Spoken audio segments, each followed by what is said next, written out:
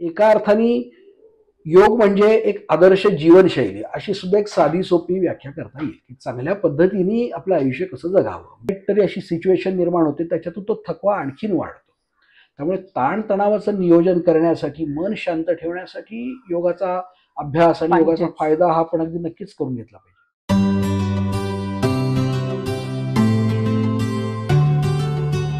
नमस्कार मंडळी, मी श्वेता लखन टॉक मध्ये तुमचं स्वागत करते.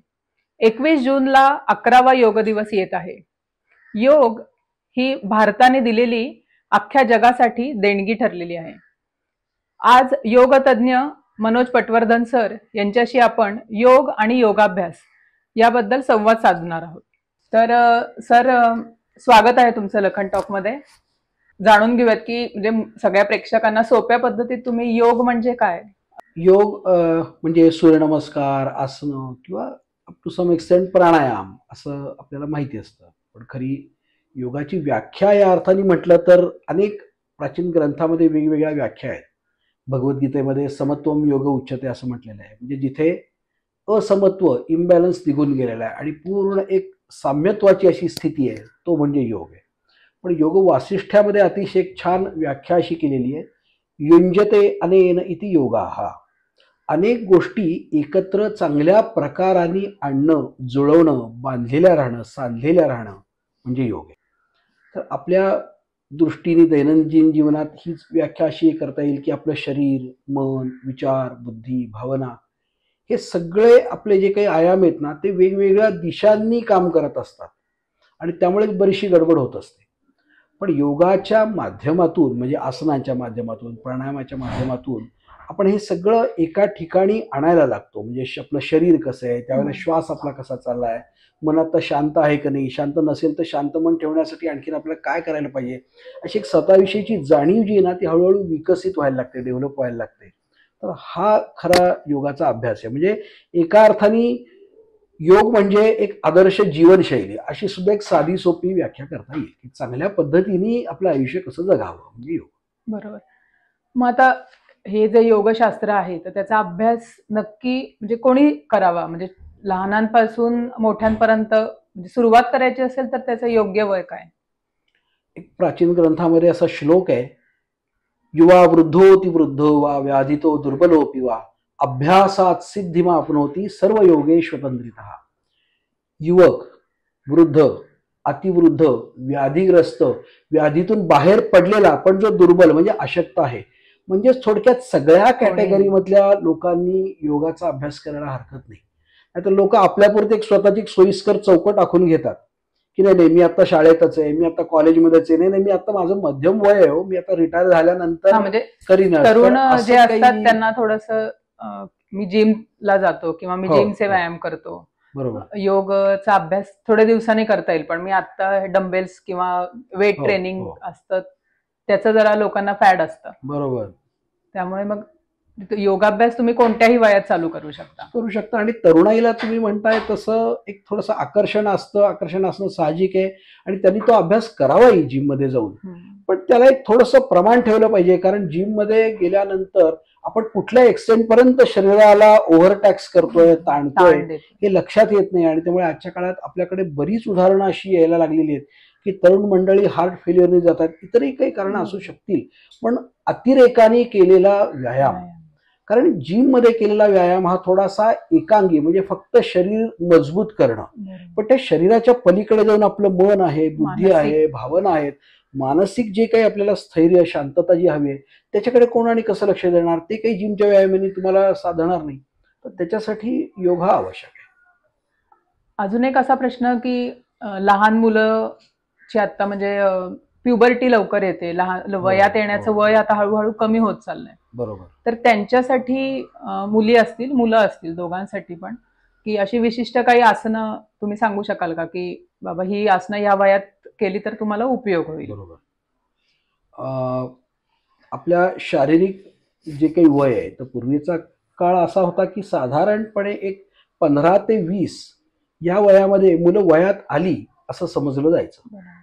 पण हल्ली काय होतंय की आपलं जगही खूप एक्सपोज झालेलं आहे, त्यांना टीव्हीच्या माध्यमातून, व्हिडिओच्या माध्यमातून मनावर ताणतणाव खूप आहेत, खाण्याच्या पद्धती बदलत गेलेल्या आहेत, फॅटचं प्रमाण खाण्यामधलं खूप वाढलेलं आहे. अशा अनेक कारणामुळे वजन वाढतं, हा एक कारण असतं. ते वजन वाढल्यामुळे सुद्धा एक नको त्या वयामध्ये नको ती एक अनावश्यक अशी परिपक्वता अशी यायला लागलेली आहे. आणि याचं मुख्य कारण असं आहे की हे जी सगळी काही चॅनल्स किंवा जे काही आपण म्हणतो टीव्ही आहे, मीडिया आहे सगळं, तर त्याच्यामुळे त्यांचा मनाचा विकासाची गती ही खूप वाढत चाललेली आहे. विकास म्हणजे चांगला का वाईट हा आपण नंतर बघूया, पण नको तेवढा विकासाची गती वाढलेली आहे. पण त्याबरोबर मग शरीराच्या विकासाची गती ही सुद्धा त्याच अनुषंगाने वाढवणं ही गरजेचं आहे. त्यामुळे योगासनांमधली काही आसनं जी पाठीला ताण दाब देणारी, पोटाला पीळ देणारी, पचन चांगलं चांगलं ठेवणारी अशी आसनं जर तरुण पिढीने केली तर त्याच्यामध्ये त्यांची जी वाढ आहे ती सगळी समस्थितीमध्ये, मगाशी जे समतोम योग उच्चते असं म्हटलं, तशी ती एकांगी अशी न होता सगळ्या पद्धतीने व्हायला खूप मदत होईल.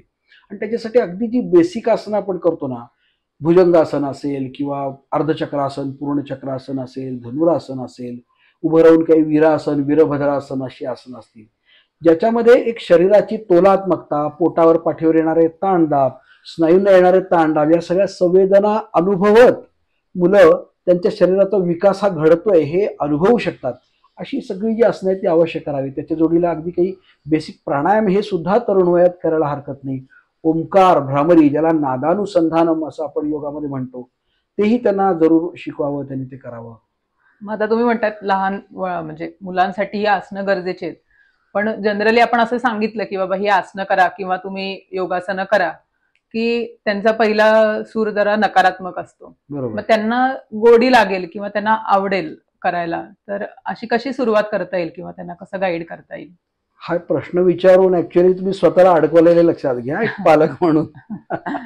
कारण आपल्याकडे एक अशी खूप छान गोजीरवाणी संकल्पना आहे की संस्कार वर्गात मुलाला टाकायचं म्हणजे मग ते जे शिकवणार आहेत ना ते महिना, 2 महिने, 3 महिने छान संस्कार करून आपल्या बाळाला, बंड्याला आपल्या घरी आणून सोडतील आणि मग तो छान शांतपणे चांगला वागेल. संस्कार हा बाहेरच्या संस्कार वर्गात होत नसतो, तर तो आपल्याकडून, आई वडिलांकडून होत असतो. त्यामुळे त्या मुलांनी जर ते आसन चांगलं करावं अशी आपल्याला अपेक्षा असेल तर रोज आपण आसनांचा अभ्यास करायला पाहिजे. अशा दृष्टीने गमतीने म्हणलं की त्याचा स्वतःलाच अडकवून घेतलंय. तर पालकांनी स्वतः हा योगाभ्यास करायला लागला पाहिजे. मुलांना नुसतं अरे तो योगाभ्यास चांगला असतो रे, तू बघतोयस ना टीव्हीवर, बघ आता 11वा जागतिक योग दिन येतोय बरं का, सगळ्या जगभरात 185 राष्ट्र करतायत. मुलं आपलं हो हो म्हणाल, ठीक आहे बाबा बोलतायत, पण बाबा स्वतः करतायत का? सूर्यनमस्कार घालतायत का? आसनं करतायत का? थोडाफार तरी काही प्राणायाम करतायत का? आणि त्याविषयी योगाविषयी काही चर्चा आपल्या घरात घडते का? की आई सुद्धा म्हणते की मी ऑफिसला जाते, काही वेळेला ताण येतो मला, अशा वेळेला मी ओंकार भ्रामरी म्हटलं की मला इतकं बरं वाटतं, असं बाबांना सांगत असली तरी ते मुलं आपोआप ऐकतं आणि त्याच्याही मनामध्ये कुतूहल, उत्सुकता नक्की निर्माण होते की आपणही ओंकार भ्रामरी करून बघूया. ते करणार नाही, पण पुढच्याला तुम्ही जर त्याला म्हणलं की अरे आम्ही जरा ओंकार म्हणतोय बरं का, ये बस जरा, ते पटकन येऊन बसेल आणि त्याला तो अनुभव जास्ती छान येईल. त्यामुळे आपणही आसनांचा अभ्यास थोडासा करायला लागणं, त्याला ती वेगवेगळी चित्र दाखवणं. त्यातल्या त्यात थोडंसं कसं आहे की एक लहान जर वयोगट असेल ना तर ही मुलं निसर्ग जास्ती, त्यांना आकलन जास्ती चांगलं होतं निसर्गाचं. आणि योगासनांचं वैशिष्ट्य असं आहे की सगळे निसर्गातले जे घटक आहेत ना त्याच्यावरच सगळी आसनं आधारलेली आहेत. म्हणजे प्राणी असतील, पक्षी असेल, डोंगर असेल, असं तर त्या प्राण्यांवर आधारलेली आसनं, त्याची चित्र त्यांना दाखवावीत. चल तू करून दाखव बघू, तुला एक छान फोटो काढता आली, फोटो, व्हिडिओ, रील्स वगैरे हे तर आहेच. त्यामुळे तसं काहीतरी काढावं, ते 4 जणांना दाखवावं, त्याच्यातून त्याला थोडीशी प्रोत्साहन मिळेल, आवड निर्माण होईल. तर असं त्यांना, आणि ठराविक एक साधारण मला असं वाटतं की 8 ते 10 वयापर्यंत ना त्यांना आसनामध्ये फार कुठे म्हणजे आपल्याला तुला अर्धा मिनिट टिकवलं पाहिजे, 1 मिनिट टिकवलं पाहिजे असं कुठे अट्टाहास आपण करू नये. तर एक 2, 5, 10 सेकंद टिकवले, हळूहळू त्याचा तो छान टिकवायला लागेल की कुठे तांडव कसं काय छान येतात बघूया, थोडंसं असं पडल्यासारखं होतं ते पडू नये म्हणून काय करावं, आत्मविश्वास हळूहळू वाढेल. आणि मग 10-12 वर्षानंतर मग त्यांना एक अर्धा मिनिट, 1 मिनिट अशी टाइम फ्रेम थोडीशी द्यावी. मग आता ह्या योगासनांचा म्हणजे शरीराला तर फायदा होतोच, पण मग मानसिक किंवा बुद्धी विकसन याच्यावर कसा परिणाम होतो? हो, निश्चितच परिणाम होतो.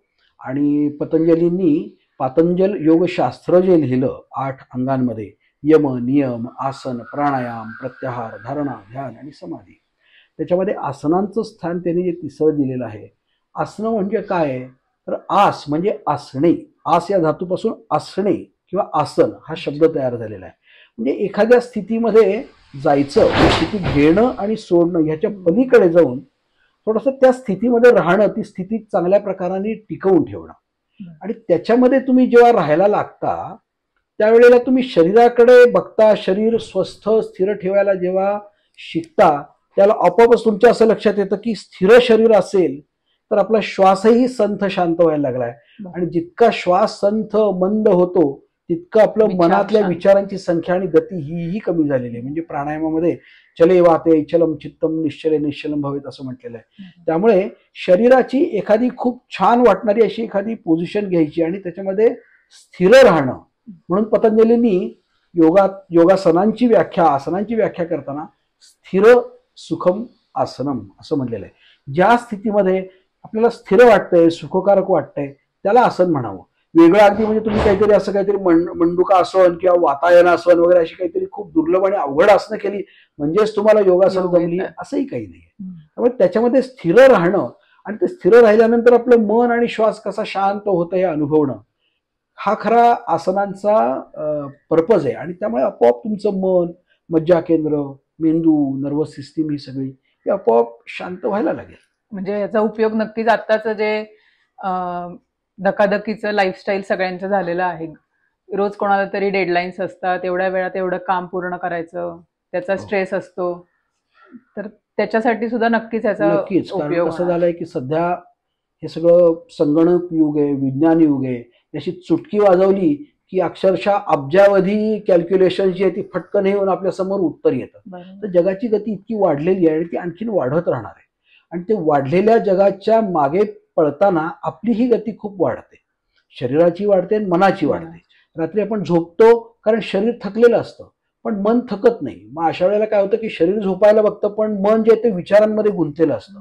आणि हा सगळा जो कॉन्ट्राडिक्टरी अशी सिच्युएशन निर्माण होते त्याच्यातून तो थकवा आणखीन वाढतो. त्यामुळे ताणतणावाचं नियोजन करण्यासाठी, मन शांत ठेवण्यासाठी योगाचा अभ्यास आणि योगाचा फायदा हा आपण अगदी नक्कीच करून घेतला पाहिजे. आता योगशास्त्रामध्ये पतंजली योग म्हणून प्रसिद्ध आहे. तर मग पतंजली ऋषींनी हा म्हणजे याचा अभ्यास केलाय म्हणून पतंजली योग म्हणतात का, हे काही वेगळं ग्रंथ किंवा असं काही आहे? योगाला योग हा शब्द मी मगाशी म्हटलं तसं वेगवेगळ्या ग्रंथांमध्ये, पण पतंजलींनी एक सिस्टमॅटिकली त्याचा सायन्स म्हणून अभ्यास करून एक शास्त्र म्हणून समोर आणलं म्हणून त्याला पातंजली योग असं म्हणतात.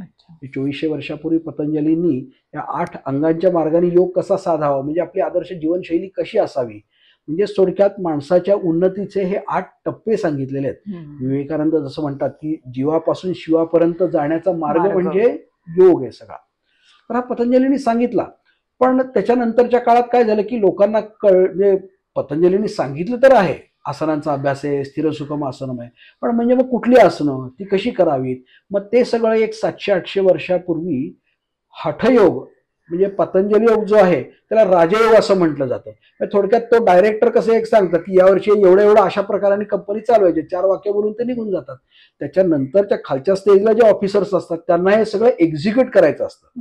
तर योगाचं ऍक्च्युअल एक्झिक्युटरी पार्ट जो आहे तो सगळा म्हणजे हठयोग असा समजला जातो. ह आणि ठ म्हणजे सूर्य आणि चंद्र. ते लोकांना काही वेळा हट्ट योग असं वाटतं, तो हठयोग असा आहे. आणि त्याच्यामध्ये सुद्धा बरेच ग्रंथ आहेत, पण त्याच्यात प्रमाण ग्रंथ 2 जे आहेत ते हठयोग प्रदीपिका आणि घेरंड संहिता. त्याच्यामध्ये आसनं कुठली महत्वाची आहेत, ती कशी करावीत, त्याच्यावर नियंत्रण शरीरावर कसं राखावं, त्याचे फायदे काय आहेत, हे सगळं त्याच्यामध्ये अतिशय उत्तमरित्या आसनांचं सांगितलेलं आहे, प्राणायामाचं सांगितलेलं आहे, शुद्धिक्रियांचं सांगितलेलं आहे. तर असा तो हठयोग असा म्हटला जातो. आणि मग त्याच्यामध्ये आत्मयोग, लययोग, नादयोग, मंत्रयोग असे वेगवेगळे काही ब्रँचेस म्हणता येतील असे की त्या योगातलाच एक वेगळा ऍस्पेक्ट मला जर अनुभवायचं आहे, त्या योगाच्या प्रक्रियांचं एक वेगळं वर्गीकरण, अशा दृष्टीने ती योगाची नावं अशी पडलेली आहेत. आता योगासनांमुळे शरीराला व्यायाम निश्चित होतोच, पण मग प्राणायाम हे फक्त मनशांतीसाठीच केला जातो का, त्याने सुद्धा आपल्या आतल्या जे काही अवयव असतील शरीरातले त्यांना व्यायाम होतो? नक्कीच होतो. म्हणजे आसनांनी ढोबळ पद्धतीने शरीरातल्या सगळ्या अवयवांना ताण दाब चांगले मिळतात, रक्तपुरवठा चांगला सुधारतो, शुद्ध रक्त तिकडे त्या अवयवांकडे जोरात जास्ती चांगलं फेकलं जातं, अशुद्ध रक्त खेचलं जातं. पण या शरीराच्याही मागे शरीर, श्वास, मन हे सगळ्याचं नियंत्रण करणारी अशी प्राणशक्ती आहे. आणि त्यामुळे प्राणायाम करून आपण त्या प्राणशक्तीशीच एका प्रकाराने ओळख करून घेतो. तिचं संचरण, संवर्धन हे प्राणायामाच्या माध्यमातून करतो. आणि जेव्हा आपण श्वास घेणं आणि सोडणं हे तर सतत चालूच असतं, पण श्वास घेणे आणि सोडण्याच्या मधली एक महत्वाची संकल्पना म्हणजे कुंभक. पतंजलीने त्यालाच प्राणायाम असं म्हटलेलं आहे. एक प्रच्छर्दन विधारणा अभ्याम वा प्राणस्य असं त्यांनी म्हटलं. म्हणजे विशेष प्रकाराने तो श्वास रोखून धरलं म्हणजे तो खऱ्या अर्थाने प्राणायाम होतो, म्हणजेच तो कुंभक आहे. आणि जेव्हा आपण कुंभक करतो त्यावेळेला आपल्या मेंदूला, आपल्या रेस्पिरेटरी सेंटरला खूप चांगली एक प्रकारची विश्रांती मिळते. कारण नाही तर जन्मापासून शेवटच्या क्षणापर्यंत श्वास घेणं सोडणं सतत काम चालू असतं. म्हणजे मी प्राणायामाचा वर्कशॉप घेताना नेहमी सांगतो की एखाद्या 24 तास काबाड कष्ट करणाऱ्या माणसाला जर आपण सांगितलं अरे किती काम करतोस तू जरा बस 5 मिनिटं, जरा मी तुला एक थोडासा काहीतरी चहा देते, तर 5 मिनिटाची विश्रांती त्याला ती किती मोठी वाटेल. तर तसं श्वासोच्छवास करत असताना आपण 2-3 सेकंदाचा नॉमिनल कुंभक जरी केला तरी त्या मेंदूतल्या रेस्पिरेटरी सेंटरला इतकी शांत आणि प्रगाढ विश्रांती मिळते की त्याच्या दृष्टीने ते एक नवसंजीवन, रिज्युव्हिनेशन असतं. आणि मेंदू हा वन पीस आहे, त्यामुळे मेंदूतल्या कुठल्याही एका सेंटरला विश्रांती मिळायला लागली ती की आपोआप ती सगळ्या मेंदूभर रेडिएट होऊन मेंदू पर्यायाने शांत होत जातो. त्यातला जो हायपोथॅलॅमस नावाचा अंतस्रावी ग्रंथींवर सगळा जो नियंत्रण ठेवणारा भाग आहे तो शांत होत जातो. आणि मग अल्टिमेटली त्या मेंदूच्या मागे त्याला कार्यरत करणारं, कंट्रोल करणारं जे मन आहे तेही आपोआप शांत होतं.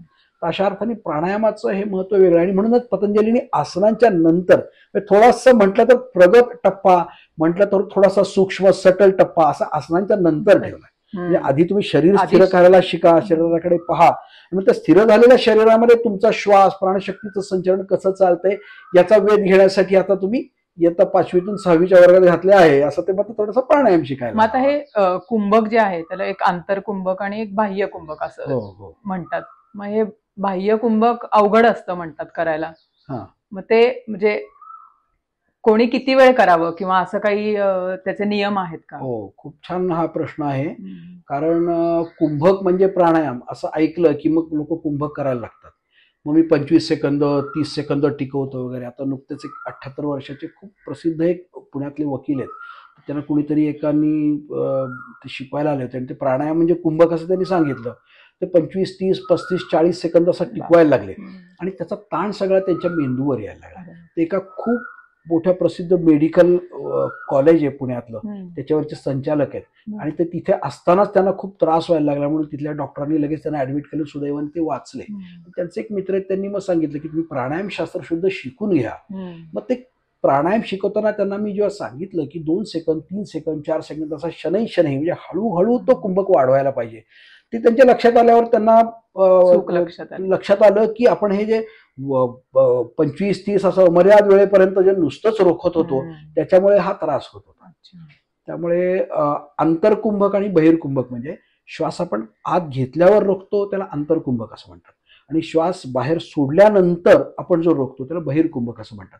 दोन्ही पद्धतीने प्राणायाम केला जातो, पण त्याच्यावर जे काही अनेक प्रकारांनी संशोधन झाले त्याच्यात अनेक योग संस्थांना असं लक्षात आलं की आपण जेव्हा श्वास घेऊन रोखतो त्यावेळेला वातावरणातलं जे काही प्रेशर आहे 14.7 PSIG आणि माझ्या आत मी घेतल्यानंतर साधारणपणे ऍव्हरेज 21.3 21.4 PSIG एवढं म्हणजे 1.5 प्रेशर वाढतं.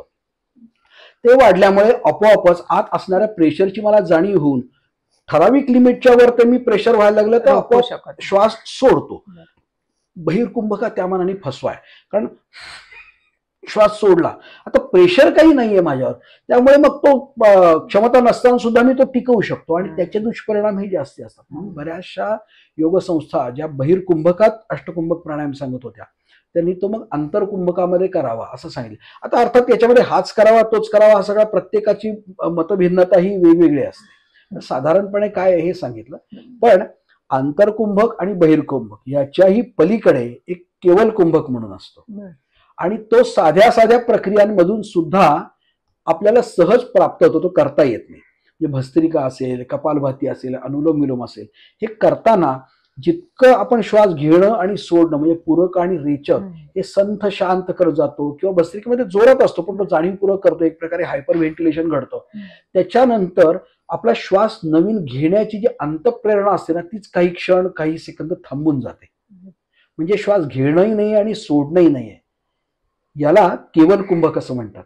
आणि ती एक प्रकारची चांगली ध्यानाची स्थिती आहे. तर तो तसा एक तिसरा म्हणजे केवल कुंभक असा समजला गेला.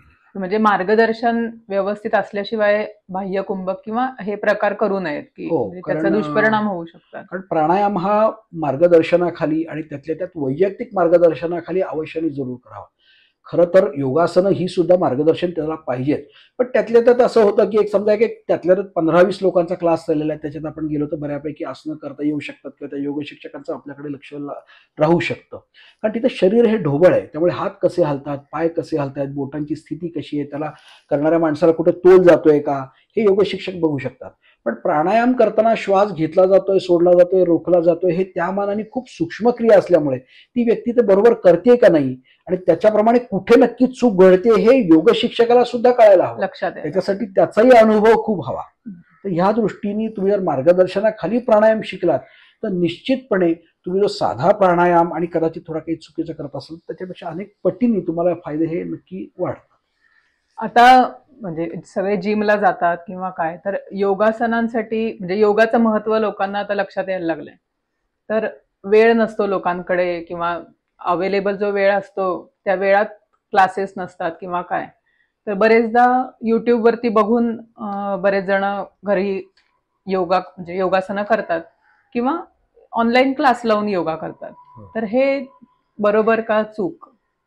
आता यात चूक म्हणायचं म्हणजे मला असं वाटतं की योगा शिकवणाऱ्या 90% लोकांचा रोष ओढून घेण्यासारखं आहे. कारण 90% हल्ली सगळे मीडियाचा वापर करून ऑनलाईनच शिकवतात.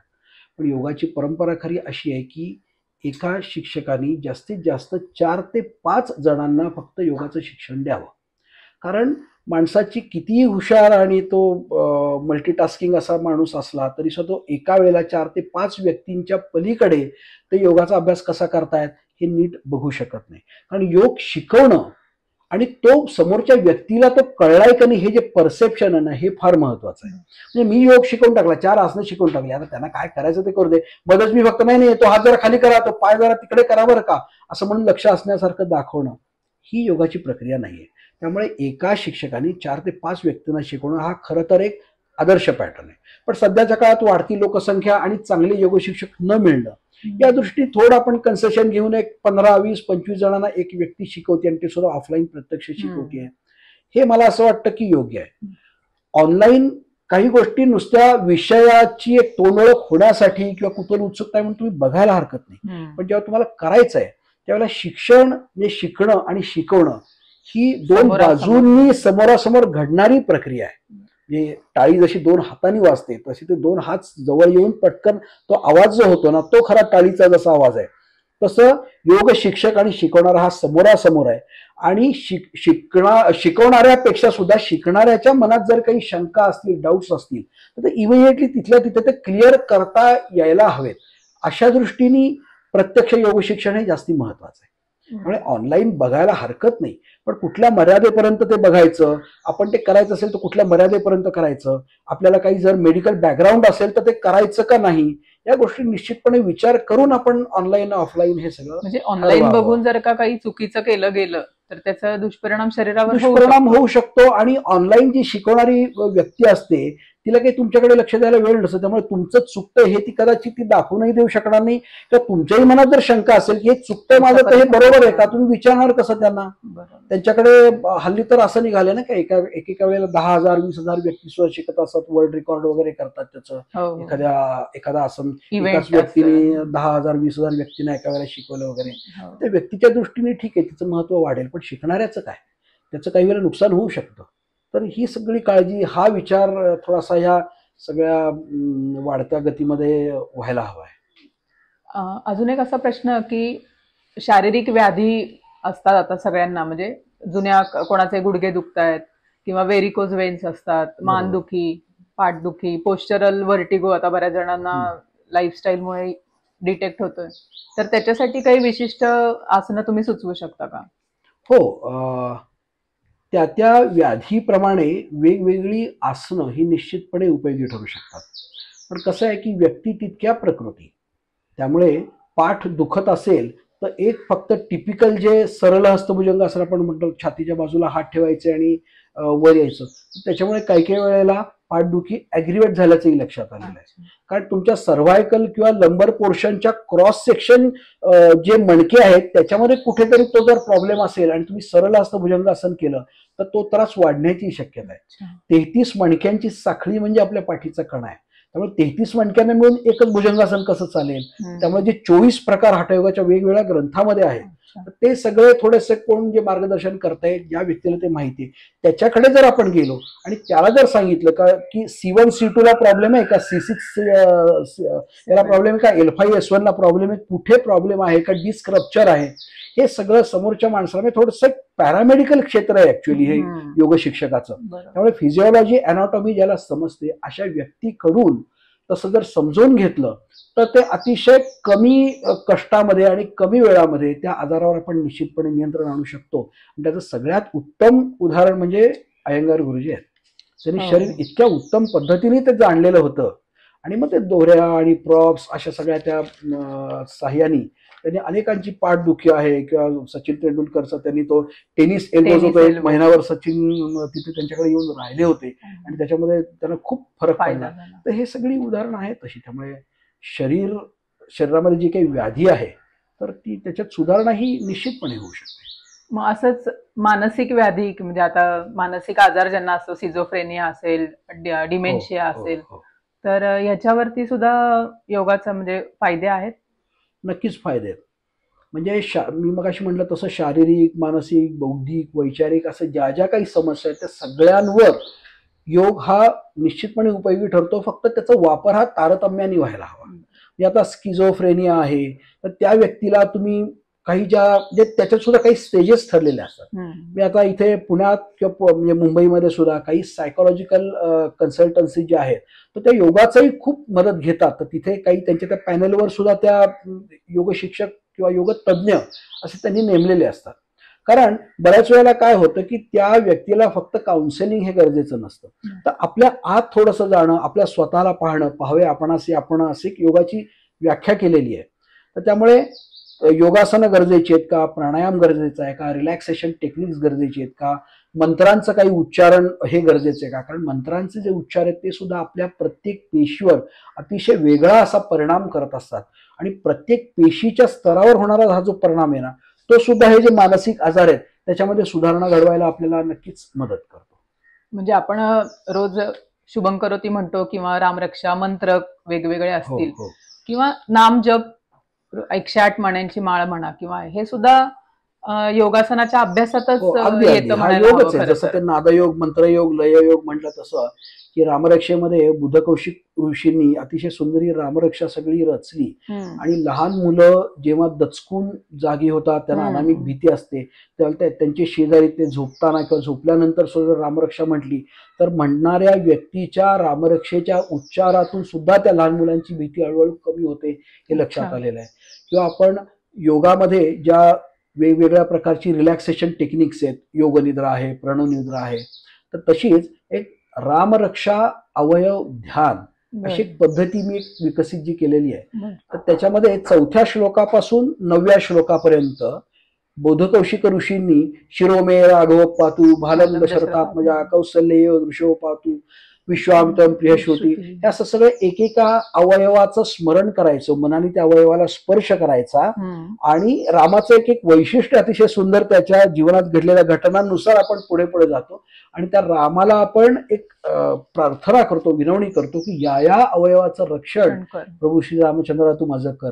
तर एका दृष्टीने हे आपलं सगळं मानसिक जी शक्ती आहे हीच आपण वाढवत असतो आणि मनाला एक खूप चांगली विश्रांती, त्या अवयवाची सुद्धा एक चांगली काय म्हणतो ना एक निरामय अशी स्थिती अटेंड करण्याचा आपण त्याच्यामध्ये प्रयत्न करत असतो. बरोबर. आता खूप वेळ एका जागी बसून सलग भरपूर वेळ काम केलं जातं, तर बरेचदा मोबाईलवर, लॅपटॉपवर एकाच जागी बसून एकाच पोझिशन मध्ये बराच वेळ आपण असतो, तर त्याच्यामुळे मानेचे विकार, डोळ्यांना स्क्रीनमुळे त्रास होतो किंवा पोस्चरल व्हर्टिगोचे त्रास उद्भवतात.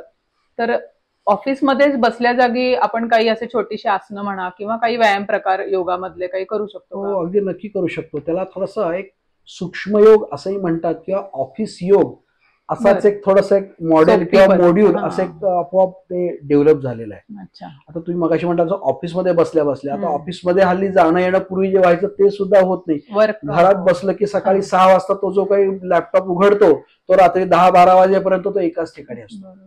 म्हणजे आपला खरं तर आयुर्वेद किंवा योग काय सांगतो की शरीर हे चपळ राहिलं पाहिजे, हलतं राहिलं पाहिजे आणि त्या शरीराच्या मागे नियंत्रण करणारं ते मन जे आहे ते खूप स्थिर स्थिर राहिलं शांत पाहिजे. असलं पाहिजे. बरोबर सध्या उलट घडतंय. शरीर एका जागी स्थिर झालंय. स्थिर झालेलं, स्थिर म्हणजे असं ते थबकलेलं, असं फ्रीज झाल्यासारखं झालेलं आहे. आणि त्याच्या आतलं जे मन आहे ना ते आवश्यक तेवढी ठीक आहे, मनाला सुद्धा हालचाल पाहिजे. म्हणजे समर्थ म्हणतात असं काही खळबळ काही निवळा ऐसा कंठित जावा काळ. पण ते मन इतक्या झपाट्यानी वेगाने धावतंय, हे करू का ते करू, ते करू का ते करू, आणि हे कसं काय सगळं टार्गेट अचीव्ह करू. तर हे सगळं करताना आपल्या शरीराला काहीतरी ज्या मिनिमम मोस्ट हालचाली आवश्यक आहेत, तर त्याच्यामध्ये आपल्या डोक्याचं सगळं वजन आपल्या मानेवर येतं. त्यामुळे मानेचे त्याला एक दत्त मुद्रासन किंवा ब्रह्ममुद्रासन असं म्हणतात. थोडेसे करूनही दाखवतो मी. फक्त हे करताना आपलं आपण अगदी सावकाश करायचंय. पुढे झुकवणं, सरळ करणं, मागे नेणं, मग साईड वाईज करणं, नंतर हे असं दोन्ही बाजूला करणं, पुढून अर्धगोलाकार फिरवणं, मग मागून अर्धगोलाकार फिरणं. हे सगळं मानेसाठी आहे. किंवा डोळ्यांसाठी डोळे खूप असे मोठे ताणायचे, घट्ट मिटायचे, गोलाकार असे फिरवायचे, किंवा नुसतं पामी हातांचे तळवे अधूनमधून सावकाश असे डोळ्यावरून वरून फिरवायचे, किंवा अशी ओंजळ इथे ठेवून ज्याला नेत्र भ्रामरी असं म्हणतात. म्हणजे मोबाईल किंवा लॅपटॉपवर सतत बघून त्याचा जो ग्लेअर आहे ना सगळा, त्याच्यामुळे तुमचे जे प्युपिल्स म्हणजे बुबुळ सतत अशी विस्फारलेली राहतात आणि त्यामुळे सुद्धा झोप न लागण्याचं एक कारण ते ठरायला लागलेलं आहे. इन्सोमनिया किंवा योगनिद्रा, इन्सोमनिया किंवा अनिद्रा. आणि झोप लागली नाही की दिवसभर तुम्हाला माहिती आहे की सगळा दिवस सगळा ओढल्यासारखा होतो. तर झोपण्यापूर्वी किंवा काम करत असताना सुद्धा अधूनमधून अशी डोळे मिटून एक डोळ्याचं शवासनच आहे एक प्रकारचं. हे डोळे अतिशय चांगले असे छान प्रकाराने रिलॅक्स आपण करू शकतो. त्यामुळे ओंकार म्हणणं, भ्रामरी करणं, एक IRT म्हणजे इन्स्टंट रिलॅक्सेशन टेक्निक, हे सुद्धा आपण ऑफिसमध्ये किंवा घरात काम करताना थोडक्यात दाखवतो. एक 2 ते 3 मिनिटातली. सध्या तर इन्स्टंट जमाना आहे. म्हणजे तुम्ही सुद्धा आता मुलं आले, आई भूक लागली, तर तो इन्स्टंट काय ते जाहिरात 2 मिनिट्स नूडल्स, तसं योगातही काहीतरी पाहिजे ना. तर मग आपण सगळं शरीर क्रमाक्रमाने ताणात न्यायचं. आता पायाची बोटं घट्ट मिटली, मग शरीर सगळं असं आक्रसून घेतलं, खूप ताण वाढवत दिला आणि एकदम शिथिल सोडून दिला. आणि मग थोडंसं 2 मिनिटं तुम्ही जर थांबलात ना, तर निश्चितपणे तुमच्या मनातलं जे काही सगळं वादळ आहे, टर्ब्युलन्स आहे, तो निश्चितपणे शांत होतो. आणि पुढचं जे काम आहे, काय केलं आपण म्हणतो ना की माझ्याशी काही बोलू नका, तर मला काही सुचत नाही आता, इतकी सगळी टार्गेट समोर आहेत आणि सगळं खूप त्रासल्यासारखं होतं. अशा वेळेला याची छोटी छोटी सगळी आपल्याला योग प्रक्रिया खूप उपयोगाच्या आहेत. नॉट नेसेसरीली की तुम्ही तो मॅट अंथरा आणि पोट रिकामय आणि हे करा. जनरली बाकीची काही साधनं नाहीयेत की बाबा माझ्याकडे मॅट नाहीये किंवा माझ्याकडे वेळ नाहीये असं कारण बरेचदा दिलं जातं होतं. तर आपण हल्ली फ्रोझन शोल्डरचं प्रमाण खूप वाढलंय. तर स्कंधासन, स्कंद म्हणजे आपला खांदा, आता याच्यामध्ये हे असं थोडंसं थांबलं तर खांद्याला अतिशय ताण मिळतो. किंवा दुसरं जे आसन आहे ते असं, म्हणजे पहिल्यांदा इथे जो आपण दाब दिला तसा इथेही तो स्ट्रेच केला, त्यामुळे खांदा सगळा मोकळा होतो. असं थोडंसं थांबणं, ही छोटी छोटी आसनच आहेत सगळी. आणि त्याच्यामुळे आता हे करताना तर आपोआप तुमचं काय होतं की छातीचा पिंजरा जो आहे तोही छान ताणला जातो. त्या बरगड्यांच्या आतले जे इंटरकोस्टल मसल असतात त्याची लवचिकता वाढते आणि तुमचं श्वसन जे आहे ते सुद्धा आपोआप खोल आणि दीर्घ व्हायला लागलं की ऑक्सिजनचा पुरवठा वाढून इमिजिएटली तुम्हाला फ्रेशही वाटायला लागतं. तर अशी अगदी छोटी छोटी आसनं, छोट्या छोट्या प्रक्रिया खूप आहेत योगामध्ये. त्याला ऑफिस योग असं एक मॉडेल किंवा मॉड्यूल जर तयार केलं तर एक 10-15 मिनिटं असं ऑफिसच्या सुरुवातीला मध्ये असे बऱ्याचशा कंपन्या IT मध्ये घेतात. तसं मी एका ठिकाणी जात होतो, पण नंतर मला ते चार्ली चॅप्लिनच्या सिनेमात जसा तो सारखं ते करतो तसं मला वाटायला लागलं, म्हणून मी म्हटलं नाही ते कंटाळा आला. पण असं आपण नक्की करू शकतो. सर, आम्हाला जाणून घ्यायला आवडेल की तुम्ही वेगवेगळ्या देशांमध्ये योग शिबिरं घ्यायला जाता, तर तिकडचा अनुभव कसा आहे? कारण का भारत म्हणजे योगशास्त्र हे भारतीय आहे आपण असं म्हणू शकतो. तर ते जेव्हा दुसऱ्या देशात जाऊन तुम्ही तिकडच्या लोकांना शिकवता, तर तुमचा तिकडचा अनुभव कसा आहे? मला आपल्या भारतीयांना अजिबात नावं ठेवायची नाही, कारण हा आपला सगळा योग जो आहे तो इथूनच गेलेला आहे आणि भारतीय लोक सुद्धा अतिशय मनापासून करतात. पण थोडं कसं आहे की पिकतं तिथं विकत नाही असं जे आपण म्हणतो ना, तसं की एखादा मनुष्य तिकडे भारताबाहेर शिकवून जर इकडे आला ना तर 4 लोक त्याचं जास्ती ऐकायला लागतात. हा अनुभव मी स्वतः घेतला. तर तिथल्या मंडळींना जे काही तुम्ही शिकवता ना ते अतिशय मनापासून ते करतात. आता साधारणपणे मी जे ऑनलाईन भारताबाहेरचे जे घेतो आणि मध्ये वर्षातून एकदा त्या देशात जाऊन त्या सगळ्यांना, कारण मगाशी म्हटलं तसं ऑनलाईन शिक्षण म्हणजे मी सांगतोय की ऑनलाईन शिक्षण बरोबर नाही, पण तिथे मी वन ऑन वन असं शिकवत असतो. पण कधीतरी प्रत्यक्ष भेटून सुद्धा काही बोलणं, इंटरॅक्शन ह्या सुद्धा गरजेच्या असतात. अशा दृष्टीने ती योग शिबिरं सगळी होतात. पण तिथे असं आहे ना की तुम्हाला ते म्हणतात 4च गोष्टी आम्हाला शिकवा, त्या अतिशय मनापासून मेटिक्युलसली आम्ही करू. त्याचा फायदा काय झाला, तोटा काय होतोय, काही गडबड काय होते हे सुद्धा ते सांगतात. एखादी गोष्ट तर करायची ठरवलं ना की अतिशय मनापासून करतात. तर हे जे सातत्य आणि नैरंतर्य जे आहे ना, जे पतंजलींनी सांगितलेलं आहे, सतु दीर्घकाल नैरंतर्य सत्कारा सेवितो दृढभूमी, तर तसं एखाद्या गोष्टीचा पाठपुरावा करणं ही त्या मंडळींमध्ये आहे, आपल्यामध्येही आहेच आणि बरीचशी मंडळी ते करत असतात. पण तो थोडासा आपल्यामध्ये कमी पडतो असं मला वाटतं. एक 2-3 महिने गेले, नंतर मग परत कंटाळा आला, मग क्लास बदलला, मग नंतर असंच झालं, माझी बदली झाली, मग टूरला जाऊन आल्यानंतर मग ते योगाभ्यास थांबलाच. असं जे होतं ते सातत्य त्याच्यात पाहिजे. दुसरी गोष्ट, योगाचा अभ्यास तुम्ही वरवर जो करता तसा न करता ते आसनं काय आहेत, प्राणायाम काय, रिलॅक्सेशन टेक्निक्स, हा भाग तर मला असं वाटतं खूप दुर्लक्षित आहे. म्हणजे मी सध्या आता गेली 2-3 वर्ष असं ठरवलंय की आसनांवर बोलायचं जेवढं गरजेचं. काही वर्कशॉप्स तशी 24 भुजंगासनाचे प्रकार वगैरे असं मी घेतो, नाही असं नाही, पण आसनांपलीकडचा योग ह्या विषयावर मी जास्तीत जास्त लोकांना काही सांगण्याचा जो प्रयत्न करतोय, तर तो भाग त्या मंडळींनी जास्ती समजून घेतला. रादर त्यांना त्याची गरज जास्ती आहे. रिलॅक्सेशन टेक्निक जी आहेत ना, कारण मेंदू त्यांचा आपल्यापेक्षा जास्त मला असं वाटतं शिरलेला असतो, कारण कॉम्पिटिटिव्हनेस खूप आहे. अमेरिकेत आपण बघतो हायर अँड फायर अशी सिस्टीम आहे. रात्री तुम्हाला एक स्लीप येते की यू आर हायर्ड और यू आर फायर्ड असं. तर त्यामुळे त्यांना तो खूप ताण असतो. त्यामुळे पण ती रिलॅक्सेशन टेक्निक्स आपल्याही मंडळींनी इथे करून, तुमचा मोठा वाटा आहे योग प्रसारात सुद्धा. तुम्ही आता भरपूर काम करताय, त्याच्यामुळे आपलं तंत्र म्हणजे योगाचा प्रसार तिकडच्या देशात जाऊन करण्यामध्ये पण तुमचा भरपूर मोलाचा वाटा आहे असं म्हणता येईल. आता 21 जूनला योग दिवस येतोय, तर तुम्ही काय सांगाल सगळ्यांना योगाच्या म्हणजे योग दिवसाच्या निमित्ताने? आता 11वा योग दिन आपण साजरा करतोय. 2015 मध्ये 187 देश जे जगातले, त्यांनी सगळ्यांनी हा मोदीजींनी सांगितल्यानंतर तो सुरू केला सगळा, त्यांनी पाळायचं असं मान्य केलं. सगळ्या जगभर जो केला जातोय, तर मग आपण इथे का करायचं नाही, कारण ही योगाची जन्मभूमी आहे. त्यामुळे प्रत्येकाने हा संकल्प त्यानिमित्ताने करायला पाहिजे की ह्या 21 जून पासून नाही, आता ही मुलाखत जेव्हा तुम्ही बघणार, आता मला वाटतं नाही, पण ही आता 21 जून साठीच मुलाखत आहे ना, पण म्हणजे आजपासून, म्हणजे उद्यापासून मी सुरू करीन किंवा पुढच्या आठवड्यापासून सुरू करीन, नाही तर आजपासून जे मला काही समजलंय त्यांनी योगाचा अभ्यास मी सुरू करीन. कारण योग हा फक्त आसनं किंवा सूर्यनमस्कार इतका मर्यादित नाहीये. तर शरीर, बुद्धी, विचार, मन, भावना, स्पंदन, कंपन, प्रत्येक पेशीपर्यंत सखोल विश्रांती मिळणं, इतका उत्तम परिणाम देणारा असं एक आदर्श जीवनशैली म्हणजे योग आहे. हे समजून घेऊन योगाचा अभ्यास हा प्रत्येकाने आपल्याला करायला पाहिजे. त्याचा तुम्हाला विद्यार्थी दशेतही फायदा होईल, वाढत्या करिअरच्या टप्प्यावर सुद्धा तुम्हाला अतिशय फायदा होईल. रिटायर झाल्यानंतर सुद्धा जे काही आपलं रिडंडंट होऊन जातं लाईफ, आणि त्याच्यामुळे खूप वेगवेगळ्या आजारांना सामोरं जावं लागतं, त्याच्यातही एक ऍक्टिव्ह लाईफ तुम्हाला जगायला खूप चांगल्या प्रकारे मदत होऊ शकते. तर प्रत्येकाने या योग दिनाच्या निमित्ताने मला असं वाटतं की निश्चय केला पाहिजे की मला जो काही योग जमेल तो मी निश्चितपणे करेन. धन्यवाद सर.